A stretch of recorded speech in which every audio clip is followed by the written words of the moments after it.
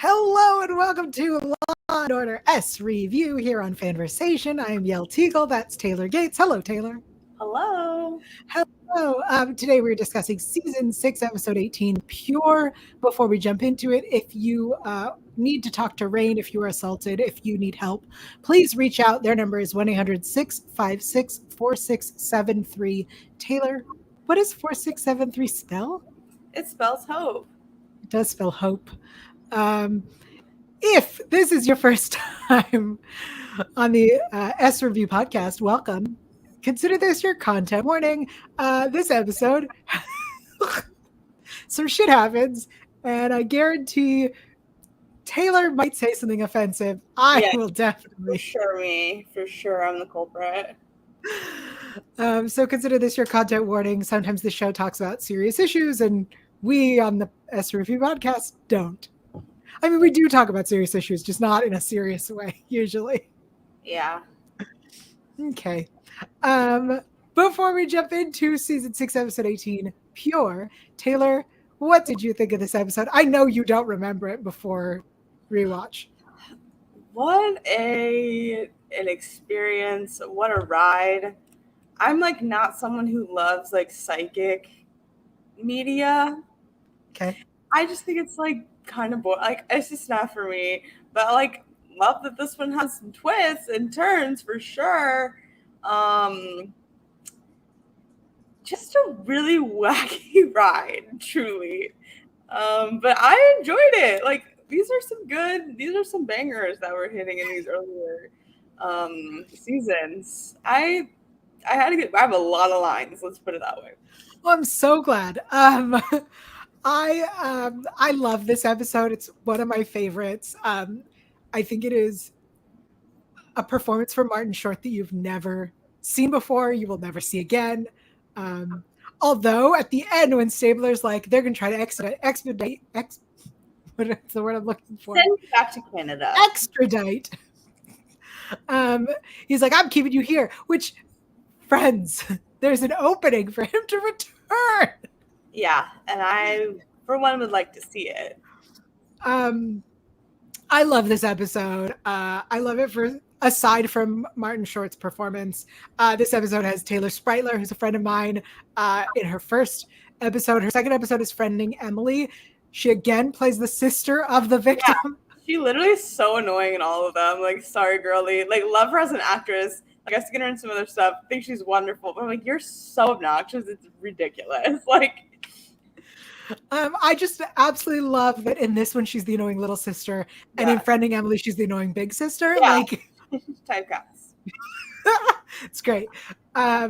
So I love that she's in this. I love that it's Martin Short. I love the sister Peg element of it, in that in his twisted mind, because she's a nun, she's a virgin. And I love that this episode, hilariously, just like Chameleon, which we talked about last time, the baby is stolen. I literally wrote that in my notes. I said, another baby stealer. I love it. It's funny.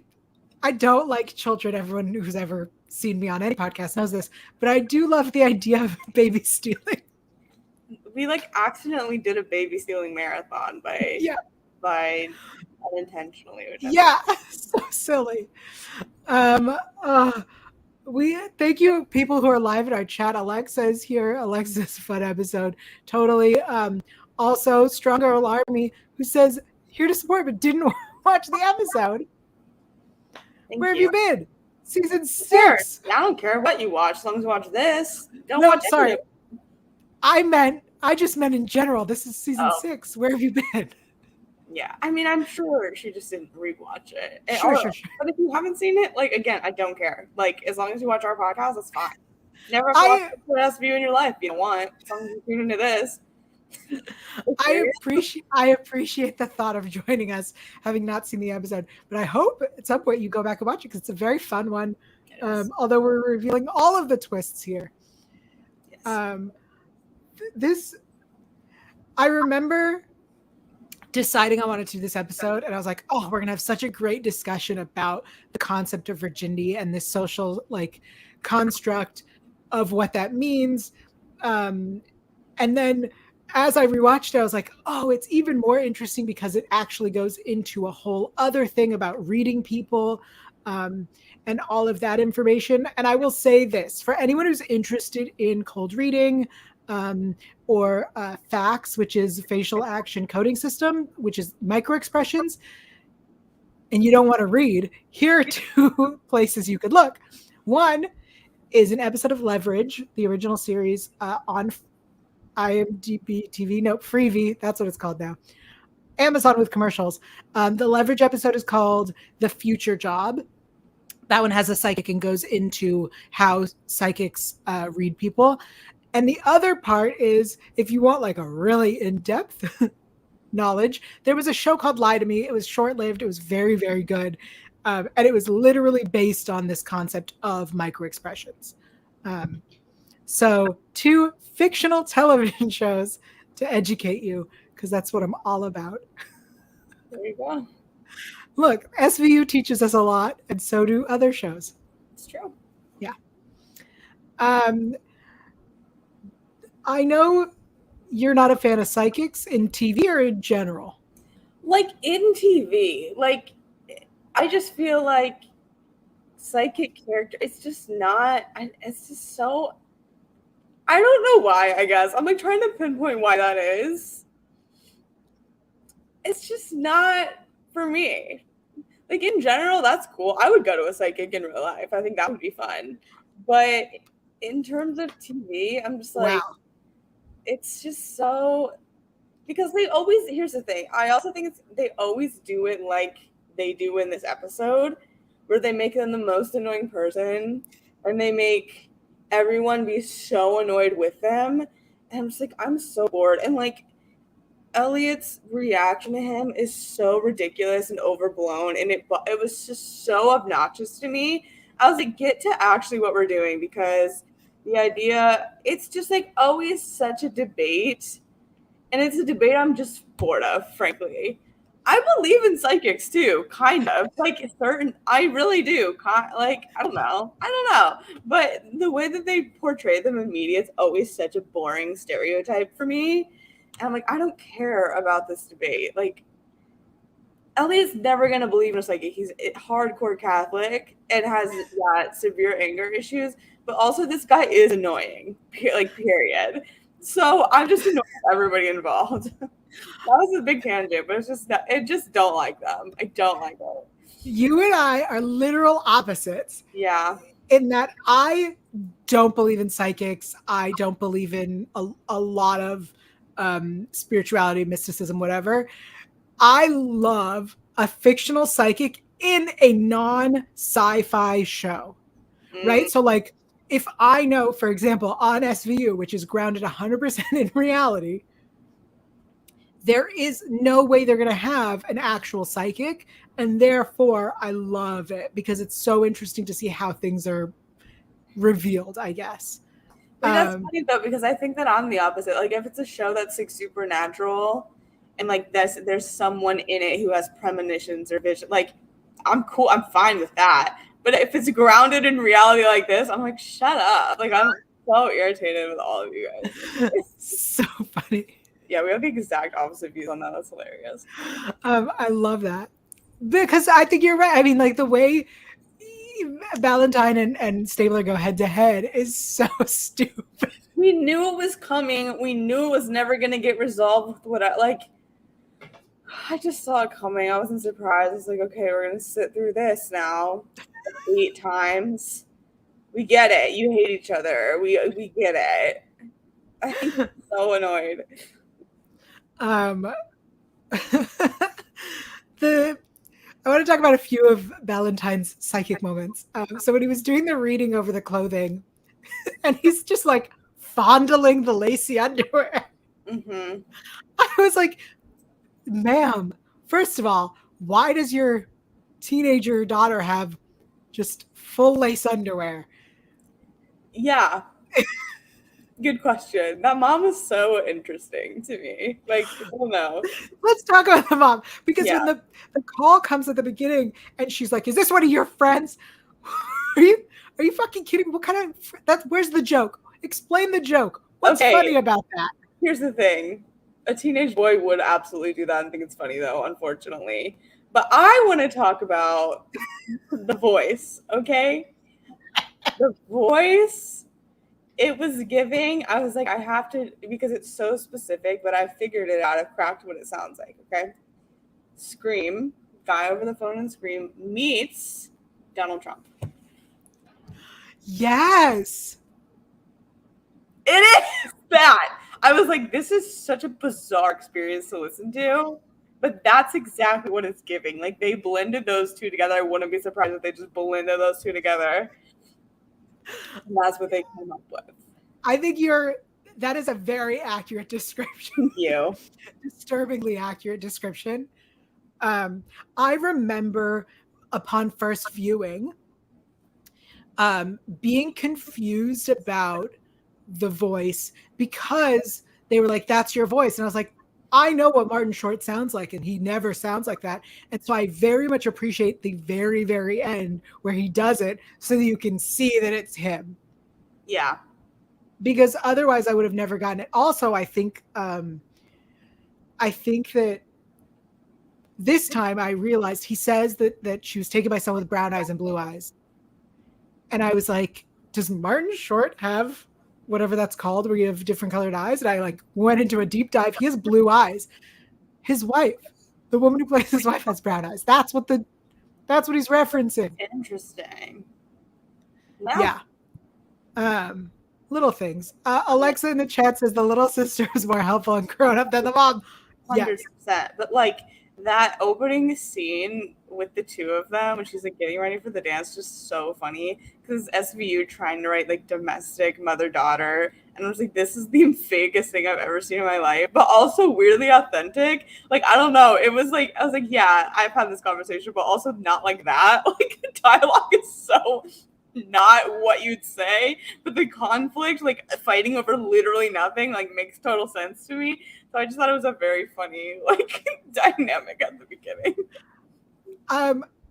I was watching it and my thought was, oh, this is the daughter's at that age where she hates her mother. And I was like, I don't think that's how I'm supposed to be interpreting this, but that is how this is coming across. Yeah. Yeah, it was just like a very funny, I was like, this is so like, I don't know, it feels so fake, but the sentiment is so real, you know? Let's talk about this, the main Kaylee. I was like the sister, but that is the sister. Kaylee, who's a bike messenger for Langan's law office. Okay, didn't know that was a thing. Love it. I'm assuming it was a thing in 2005. Yeah, it's like 2006, 2005. 2005. Yeah. Also, I do like that we get to see Langan not being lawyery. It's stupid, but I liked it. I agree. And then the idea that she was selling her virginity to go to law school. Let's talk about that. Let's talk about virginity. Have we had another storyline where someone sells their virginity? Or was that this episode? Because I remember, and maybe it wasn't SVU, maybe it was some other show. I don't know which one it could have been, but I've definitely seen this before. And I'm like, was it this episode? Was it something else in SVU? Something else entirely? I don't know. I mean, the concept of selling your virginity is a thing. And I do recall, I am going to assume that this episode was ripped from this headline and not that this came before. But I remember people were selling virginity on like eBay because it's a way to get money. But the concept of virginity is a social construct. For sure. And Valentine's whole idea of, first of all, let's talk about his wife theoretically having been a virgin. It just, the more you think about it, right? This woman is, I'm going to be nice, let's say 40. He wants he believed that this 40-year-old woman who's writing him in jail was an actual virgin. Also, she doesn't know the difference between virginity and celibacy. She doesn't. She thought the 2 years was going to be enough. It was not. Bummer. But she's also never had sex with him. Yeah. Like, hilarious reveal, honestly. The whole, like, last 2 minutes of this, I was like, what the actual hell is going on? Like, how did we get here, though? Like, huh? What is happening, though? A lot was happening. I'm going to say something awful, as I do. So Valentine's whole thing was that he enjoyed reading faces, right? Like, that's why he was a psychic, and that's why he liked to have virgins. The things that he described that he enjoyed seeing in their faces are not specific to the first time, in that you could have those same range of emotions in the assault that he does on anyone. So really the problem with his wife was that she was willing. Also, yeah, that's the thing. Because, like, there's for sure ways to do that consensually. Because here's my favorite line of the whole episode, okay? Because I learned a new vocabulary word from it. Always just a soupçon of pain. Boy, do I have something for you. And that's called BDSM, babe. Like, if you want a soupçon is such a good word. Soupçon. What is this word? Soupçon is just like a little tiny bit. And I literally looked it up because it's spelled so weird. It's spelled S-O-U-P, and then the C with the little, I think it's French. It's French. Yeah, with a little thing with under the C, O-N. A very small quantity of something. And then the little example sentence they give you on dictionary.com is a soupçon of mustard. I'm going to start saying soupçon all the time. But I wrote it out phonetically because I wanted to pronounce it right. And so I spelled it S-O-U-P-S-A-U-N. But that's not how you spell it. You spell it like soupcon. And it's my new favorite word. Soupçon. Is it a cooking term? Is it like a I don't know if it specifically is. I did see that there's a restaurant called Soupçon as well. So I feel like maybe that's probably how most people use it, because it's like a French. It's called like a drop or a touch or something like that. Yeah, I don't know why in my head it had to be a food. It had to be like cooking related, I feel like a dash or a dollop. Probably because it has soup in it, just like. But it's such a good word, and I like literally just love that it taught me soupçon, because I'm about to say that. I'm about to sprinkle a soupçon here or there in my sentences of the word soupçon. Isn't a sprinkle a soupçon? That's what I said. I'm about to soupçon it in to my vocabulary. Love it. Soupçon. Salt Bay is a soupçon user. He's soupçoning the salt for sure. He is. All right. I was like just so delighted when he said that. I was like, "Whoa, what's that?" And then I looked it up, and now I'm like, I love that word. It's such a good one. Thank you. Yeah, of course. All right, let me give some shout outs. This episode is directed by Aaron Lipstadt, written by Dawn Danoon. We have a really fun appearance from Wong in this episode, which we'll get to Wong's stuff later.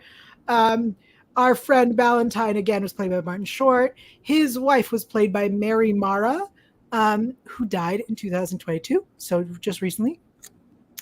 The mom, Mrs. Sellers, doesn't even get a first name, is Marianne Hagen, and Chloe, the daughter, Taylor Spreitler, we said that earlier, Harlan Beaumont, also the Con-E Sewer. Our Con-E Sewer is played by David Deblinger. So funny. Also, Langan, played by Peter Herman. And of course, Sister Peg. This wraps up our Pegtober marathon. Hashtag get pegged. There you go. Peg, for those who don't know, is Charlene Woodard. Jake, played by Luke Robertson. Jake sucked. Which Let's one's talk. Jake? I don't know the names of the people. Jake was the boyfriend. He did suck, yeah. Jake, who did.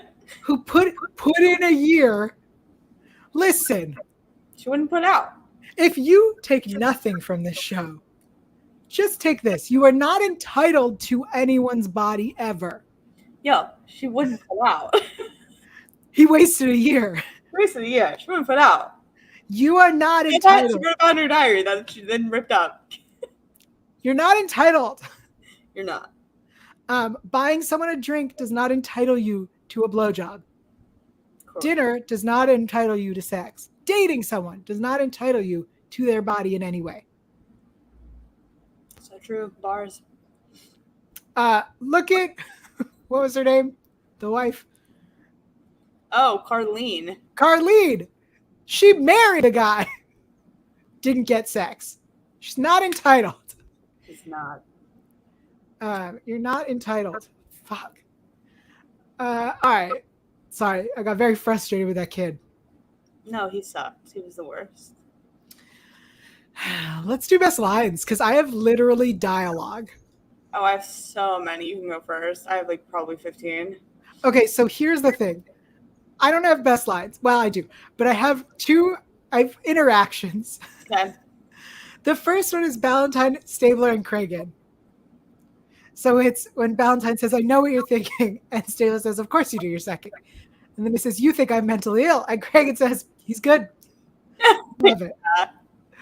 But here's the thing, like, just such a horrible, like, you can't be saying that shit. You can't be saying that shit. This reminded me so much of, like, last episode where Sarah Ramirez's character was, like, obnoxious, for sure. But they were talking to her, like, yes. so horribly. And I'm like, you guys can't be saying this stuff to him. Like, that's not okay. Like, it's funny, but it's not okay.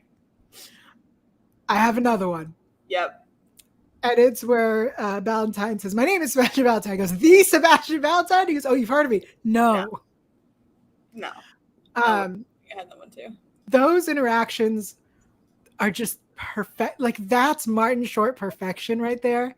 He's so good. And then the only other line that I actually wrote down was, girl was desperate to get into college. Maybe she was selling the only asset she had, because I thought that was so interesting. And it talks, you know, a lot of people go into sex work in different avenues. And I would say, especially now with camming and the launch of OnlyFans and the way the pandemic really fucked people over, in that sometimes you do what you have to do, and there's no shame in you know, making decisions about your own body.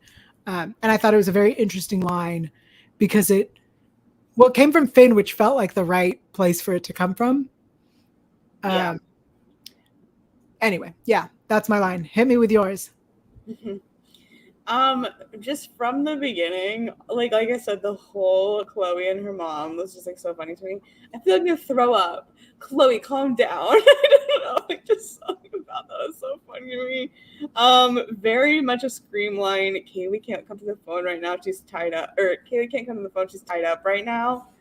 It was so ridiculous. Like, where are we? Like, are we in Scary Movie 6? Like, I don't know. I loved the trash guy a lot. I just compressed. If she was alive when she went in, she ain't no more. Yep. He's right. We should say it. Didn't see that coming. No, but I do see an anger management in someone's future. Me too. Not wrong. See that? Yeah. This was a Sister Pig interaction. Indra Madam? No, I'm a 9. That was like so offensive, but she kept her cool. Can you find a room for our visiting clairvoyant? I'm just like so silly. You never left this building. Does astral projection count? He's gone to psychic university, transferred from clown college. The fact, like, the CD-ROM is sold over the internet, like, that's the most, like, 2005 sentence you could ever say in your life. Sorry, I had to write that down. Back in your house, lady, there's nothing to see. That's when they're, like, kicking his door down. Like, yes. pretty sure she just wants to know everything's okay. This is how I know. This is how I remember her name was Charlene or Carlene, because this line is like so savage. Sebastian is too sharp to slip. Carlene is almost too dim to exist. So mean. But it's so true. It is, but I was like, whoa, calm it down. That was fired. This was another. A lot of these are exchanges, but this is I think between Sebastian and Elliot. I wouldn't have had to rate virgins if she'd been one. And Elliot just goes, what? So like the logic is so insane that what? Hold on. Here's the thing about the logic, right?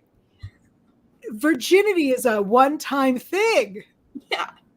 But he wouldn't have had to do it if she'd been one. Okay. One time. Yeah, one time. All right. Always just the soups on a pain. You know I love that one. And then finally, you stupid ditzy cow. What an insane thing to throw at someone. What an insane insult that is. You stupid ditzy cow. Like, I love network TV insults because you can't throw any curse words in. So we got stupid ditzy cow, and I love that. Is that a t-shirt? Stupid ditzy cow. Stupid ditzy cow. And the way he delivers this with such vitriol is so good. I'm telling you, this performance. Yeah, it's great. This is why we did this episode. Yeah, I mean, listen, it's a fun episode. I was worried. I was like, the psychic thing, and then it went really off the rails in a completely other direction. I was like, okay, I'm here for it now. Stupid. I'm so glad. Cow. I will accept that. If someone would if you would call me that, I would be like, yes. It's just like such a. That's me. I'm a stupid ditzy cow. She's almost too dim to exist.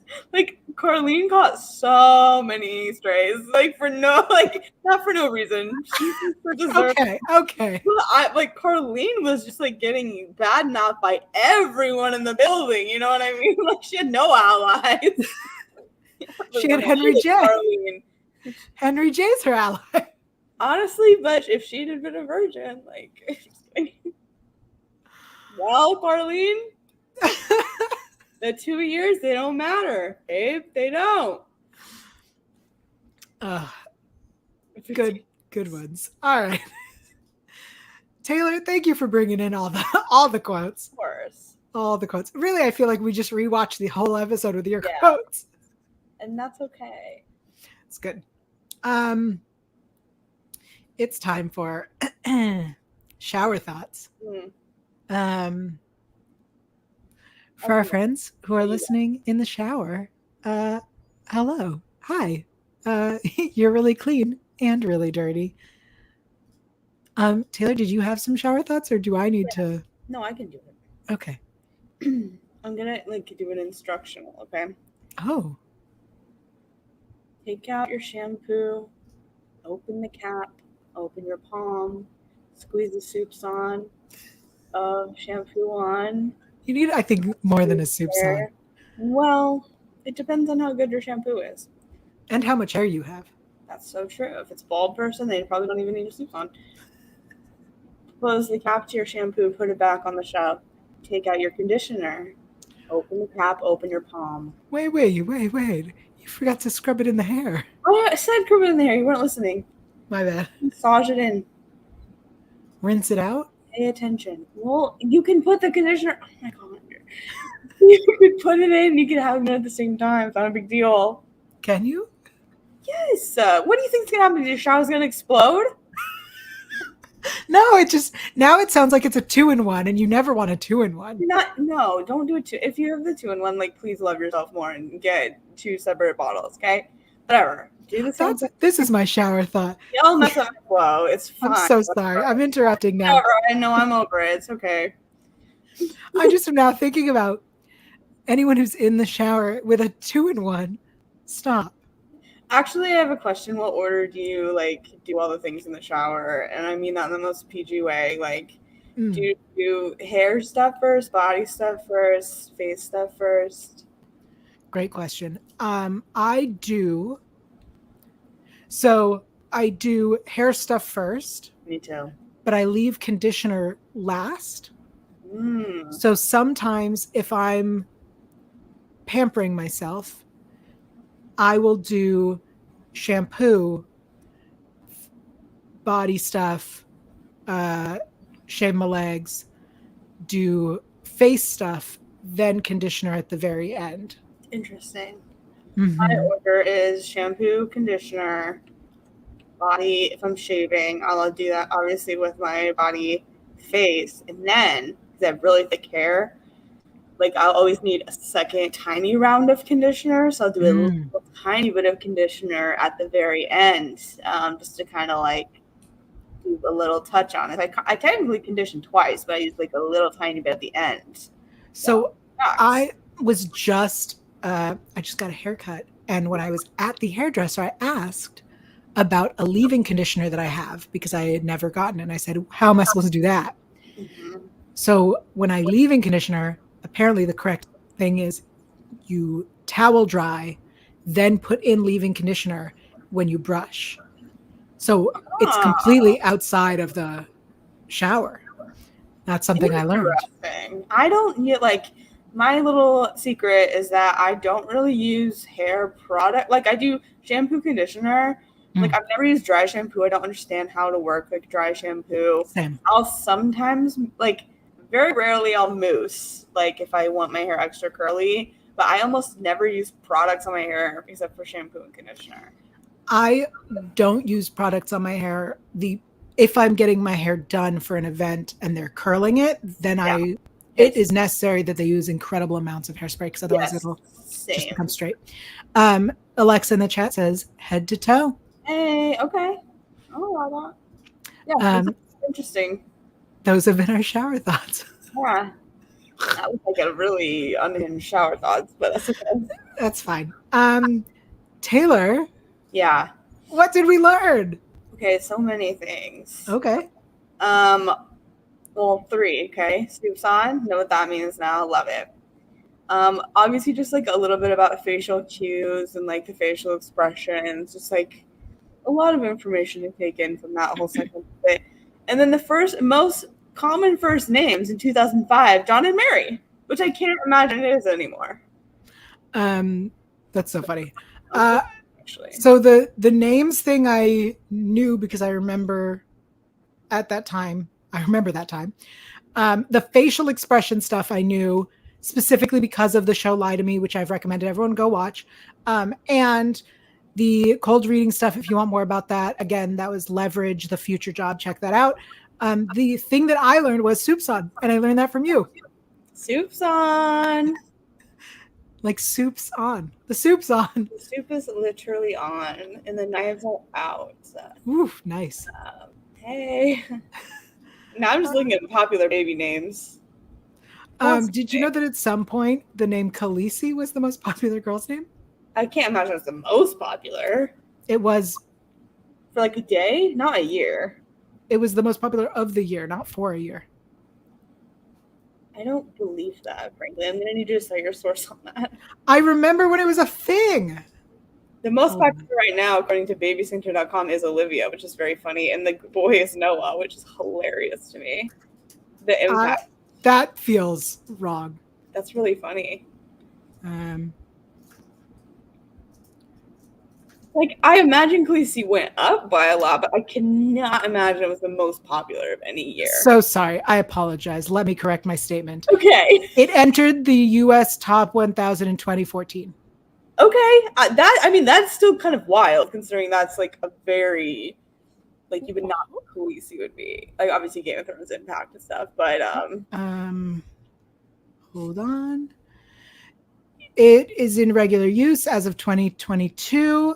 Thousands of names in the U.S. 2014. Yeah, 2014 is when it hit the. My apologies. It was not number one. I was just like that. I feel like Olivia and Ava and like Sophia are the three. I find like baby name stats really interesting. Weirdly, I don't know why. That's really fascinating. Yeah, the fact that it's even in the top 1,000 is like really. There was a really interesting, I guess, meme about writers will always have like it'll confuse the algorithm of Google because they'll have like baby names as something that they're looking up all the time because they're looking for names for characters. 100%. I do that. Yeah. Yeah. Which reminds me, in this episode, there was, what was it? Link It, a more sophisticated Google. Oh, I love to link it too. There's When did LinkedIn created? Was it before or after LinkedIn that this episode came? Great question. LinkedIn is 2002. Okay. So they probably did. The question is, the fuck is a more sophisticated Google? Right. Do you mean like a more niche Google? Because that I believe. Right. And that makes sense where like, because he was saying that it has all the like public records and all that shit. But I was like, better than Google? Yeah, I don't believe that either. We had 2 websites this episode. One was Link It, and then the other one was biddingroom.com. Incredible. Straight to the point. Thank you. No question in my mind what that is, you know? I disagree. All right. Well, any other thoughts on this episode? What a ride. What a time. I am really glad we got to talk about this episode. I've been wanting to talk about it for a long time, and I'm very happy we did. It worked very well in our Pegtober marathon. Speaking of marathons, next up when we return in November, are those the dates we said? I think so. I know I wrote it somewhere. Anyway, when we return with new episodes, we are doing a Wongathon, and it is hashtag Show Me Your Wong. Your Wong. I couldn't remember. I was like, well, Wong. I don't think it's well Wong. It's Show Me Your Wong, spelled HUANG. Yeah. Show me your Wong. Show Me Your Wong. We are asking anyone who is listening or watching to suggest favorite Wong episodes. And we will take them into consideration and make decisions. You have until October 15th, I think you said? Yep. Unless I said November 15th. I think you said October. All right. That sounds right. Either way, if you have ideas for Wong episodes you want us to cover, let us know. You can use the hashtag Show Me Your Wong, or you could just let us know. In the comments. Use the hashtag, though. Fine. You don't have to, though. In the comments here on YouTube is great. If you're listening to us on iTunes, rate and review, leave it in there. Or you can message us directly on social media platforms. Taylor, which platforms are you on still? I'm on Twitter. Sorry. @Elf_Ann. I'm also on Instagram at Taylor_Gates_. I am only on Instagram these days at Yael Tygiel. That's YAELTYG. IEL. Of course, if you want more of me, check out the official Leverage Redemption After Show, After the Arc, and Paradise Found, the official Almost Paradise After Show, all on Electric now. Although I do hear that they're available via podcast version as well. So there's that. I think that's everything. Am I forgetting anything? I don't think so. Okay. Thanks for joining us, Alexa and Strong Girl Army, who are live in the chat with us. And if you're watching this later, we miss you live. Join us live sometime, Sundays at 2 p.m. Pacific, 5 p.m. Eastern. But we're taking some time off, and we'll be back in a bit. Bye, everybody.